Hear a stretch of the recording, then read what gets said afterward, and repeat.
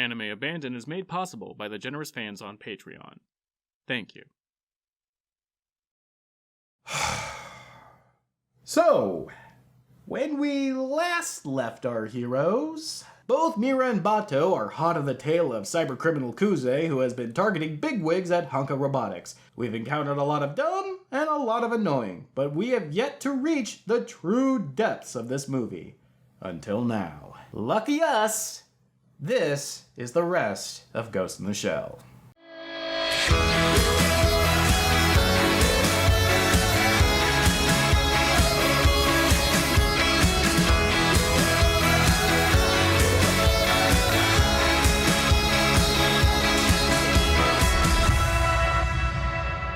Kuze is one step ahead of Section 9, leaving a surprise for both Bato and Mira. Shaking off the bomb like she were Wile E. Coyote, the film finally comes to a head and teeters straight into "we never gave a flying shit about this project" territory. You're what everyone will become one day.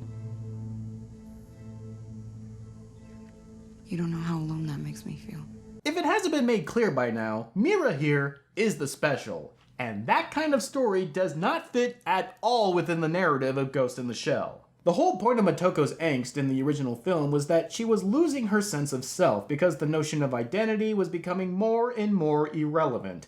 Honestly, ask yourself, what is the point of identity if your body could be bought and used by just about anyone? Or just be used as a department store mannequin? Even your own thoughts and memories of your own life, that which we pin so much of our sense of individuality to, could all be revealed to be a huge lie, and who we actually were might as well never have lived. I'm sorry to put you through this, pal. Come on, who do you see? The only thing that really set Motoko apart was her abilities as a Section 9 agent, and even that was mostly due to Section 9. I'm afraid we've both signed our bodies and ghosts away to Section 9. True.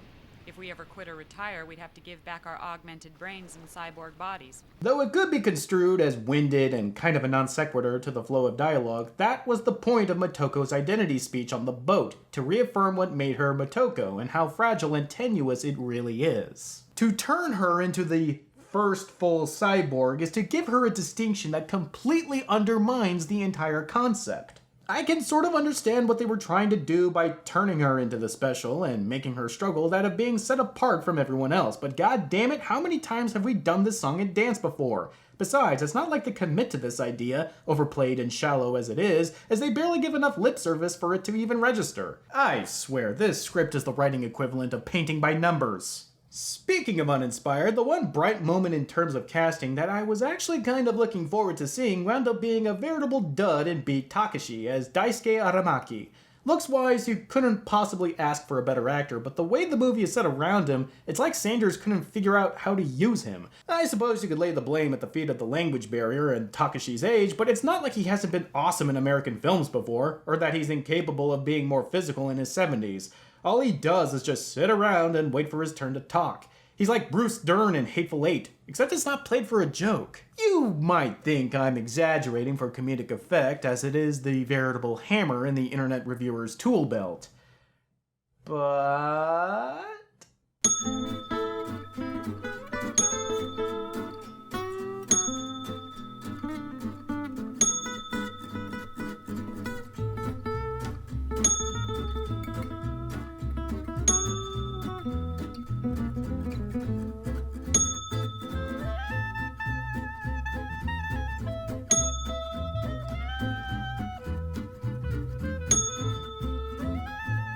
It's been a while since I've said this, but it doesn't make it any less true. Never repress the counting gag. You know, for an augmented human, Bato here is amazingly resilient, able to take a bomb blast using only the several times smaller Mira as a shield, and walk away with only a pair of bitching prosthetic eyes for the hardship.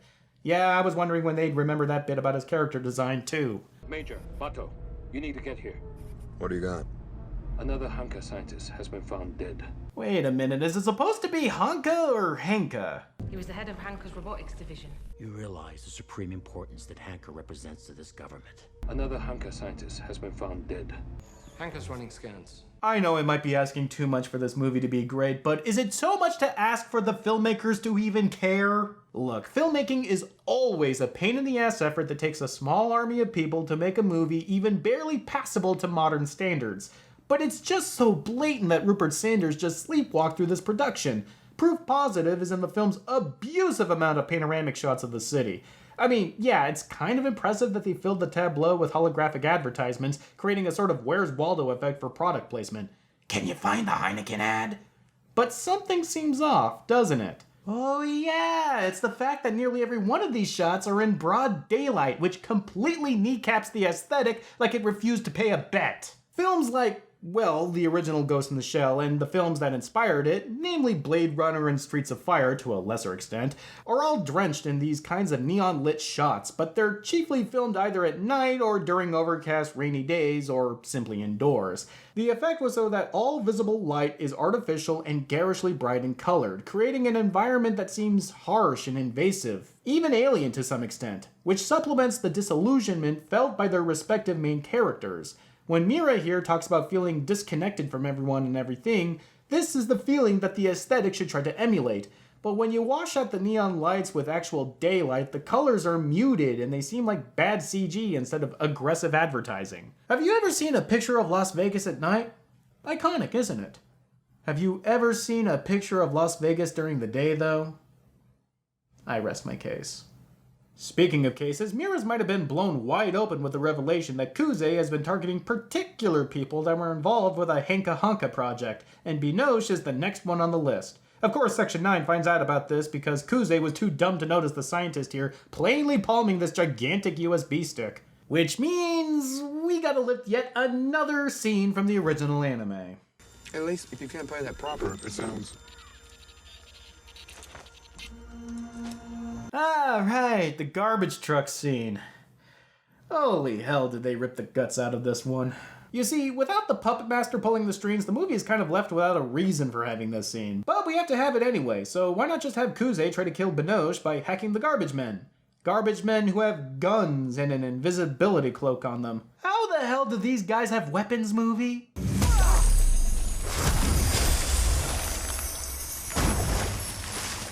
I mean, besides so you can rip off the goddamn scene. Where'd you get the weapons? Oh, I honestly wasn't expecting you to actually bring it up, movie. Go ahead, I'm all ears.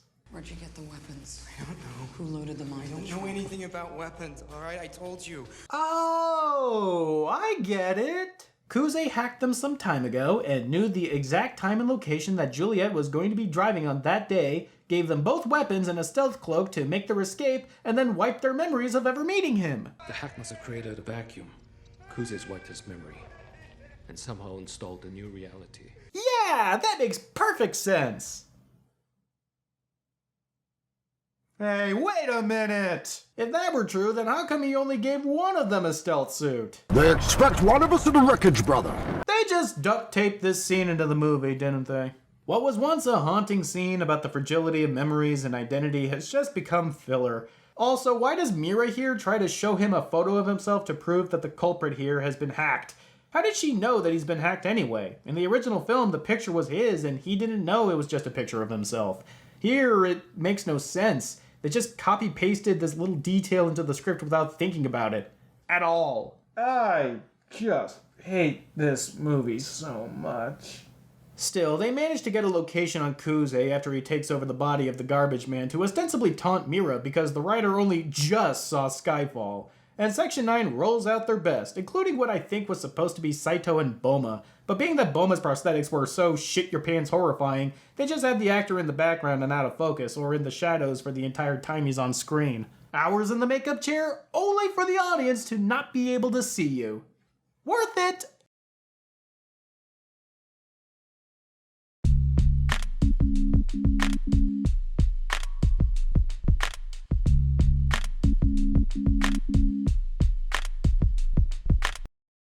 It's utter chaos as a henchman dies in a Tony Montana-sized pile of cocaine, letting a grenade go off and separating everyone, thus giving Kuze a chance to capture Mira in a strobe light fight.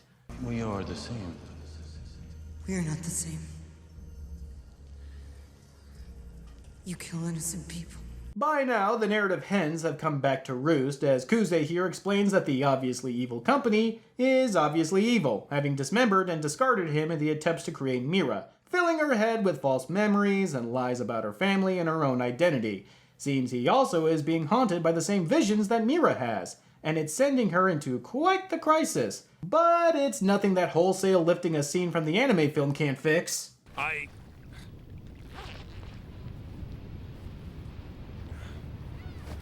But of course, it isn't too long before hunk of burning love comes a-knockin' and abducts Mira to be terminated via a frankly hilarious looking vial of poison that apparently Mr. Cutter here keeps on his person at all times. I mean, did it really need the skull? Also, fun fact here, according to the chemical formula on that vial, that is TTX, or pufferfish poison, a very, very powerful neurotoxin that only needs 0.56 milligrams to kill the average human adult male. So naturally, Cutter expects Binoche here to inject her with the whole goddamn vial, but surprise, she's had a change of heart, and she instead injects her with epinephrine that she just also happens to have, thus shaking Mira from her drug-induced stupor and makes her escape, and thus Cutter kills Juliet. Quentin Tarantino once admitted to Juliette Binoche that her death scene in Godzilla, of all films, moved him to tears. Meanwhile, her death scene here couldn't move a dog to play fetch. With Section 9 being looped in, all that's left for Mira to do is try and find her past, which she finds here in a woman who straight up tells her about her dead daughter despite just meeting her at the door. Does she just tell her life story to complete strangers if they just hang around her longer than a second? How do I remind you of her? The way you look at me. Yep, can't avoid it any longer. This movie really dropped the ball when it came to its casting. Oh, sure, the whitewashing is unavoidable whenever this movie in particular comes into conversation, as it's the veritable albatross across its neck. It was the single biggest story coming out of the movie's production, completely overshadowing the movie itself, in my opinion. But I'm not here to chastise the movie for casting a white actor in an Asian role. The time for that is gone. The movie's already been made, after all. What I am here to do, however, is to ask a very simple question. Why did they cast Scarlett Johansson? On the face of it, it seems like an easy question to answer. She's one of the most recognizable and bankable actresses working today. She's been in some of the biggest blockbusters in the history of Hollywood, and on top of that, she is a legitimate action star.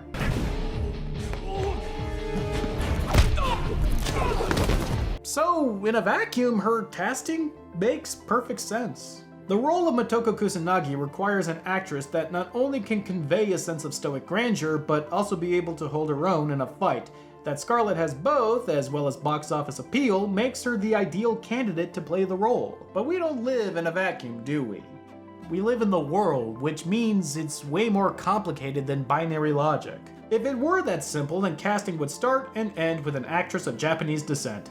But if you're bankrolling over $100 million into a film, you're expecting some kind of return on investment. You need to make sure that this film makes its money back and then some, and casting a high-profile actress at least gives the semblance of insurance. But even that doesn't really answer the question.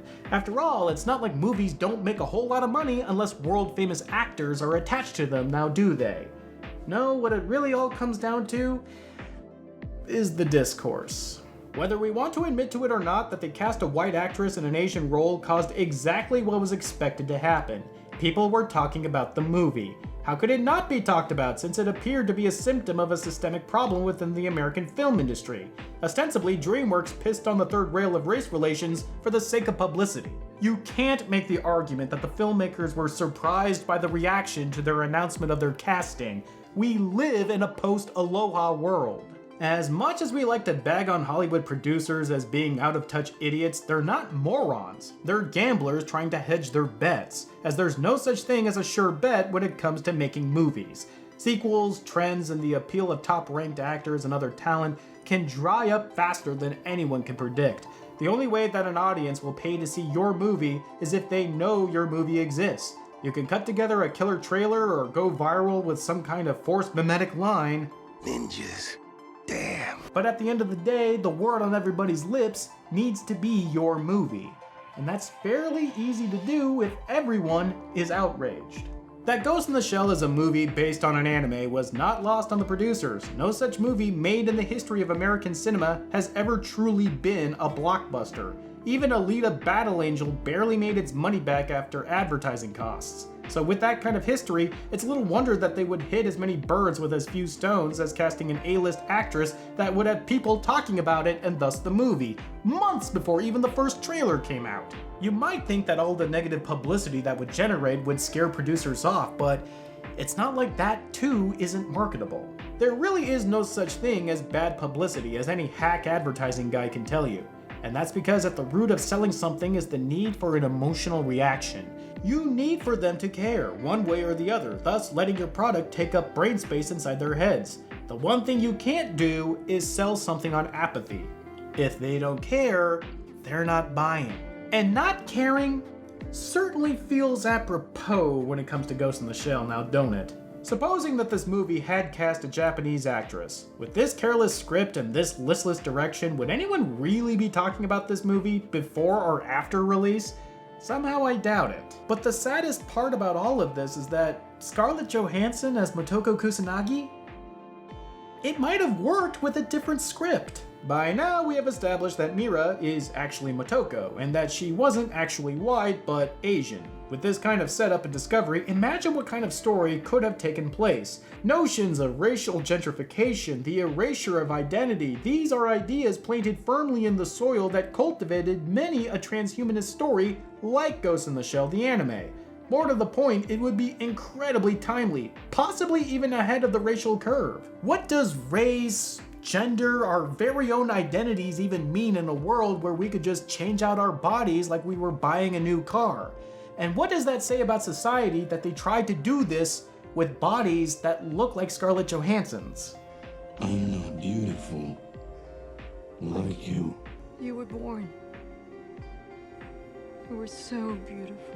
Sure, it might come across as getting away with casting a white actor in an Asian role, but to tell this kind of story would require going over very raw feelings, and in the hands of a capable and brave writer and director, we could have had a story that I feel needs to be told. But we didn't get said writer and director. What we got was an uncomfortable decision made for the sake of making money from a film that they probably didn't even really want to make. Can you think of anything more cynical? So, now that Mira realizes that she is actually Motoko, she tries to warn Aramaki that Cutter has been abducting runaways and experimenting on them to create full cyborgs. Word reaches Cutter and a hit team is off to clean up his mess. But finally, Beat Takashi is allowed to be awesome.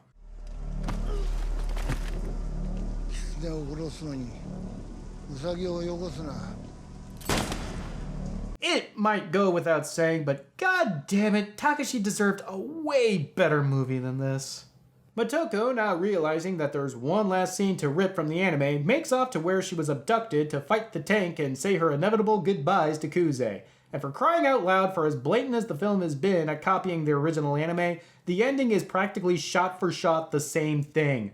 And the movie ends with Aramaki shooting Cutter, even though he inquired about there being proof of his misdeeds and none were given. I guess it was just found off screen. And Motoko now realizes she has a name and lives on as Justice, and god damn it, why did they even bother making this movie? And that's it! Movies like Ghost in the Shell are the reason why I'm jaded about Hollywood adaptations. At the end of the day, there was no reason to make this movie, least of all making it for a general audience. To somebody who has never seen the anime, all this movie can be is a boring sci-fi adventure, made years after other better sci-fi movies that were inspired by the original anime. So what was influential has just become passé.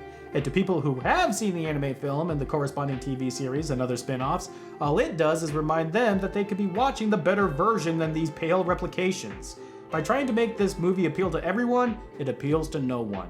It was a movie destined to be mediocre at best. Ghost in the Shell is the worst kind of Hollywood adaptation of an anime. It's toothless, meaningless, it brings nothing new to the table, it gives no reason for its existence, and the most it can say for itself is that it made a lot of people pissed for no good reason. Nobody gave a crap about this, and that carelessness is apparent from frame one, which in my mind makes it the worst anime adaptation I have ever seen. And after ranting about this godforsaken movie for nearly an hour, I think I'm entitled to feel that way, and to finally get back to what I was planning to talk about. Never thought I'd see the day I'd be looking forward to boredom, but here we are. Till next time.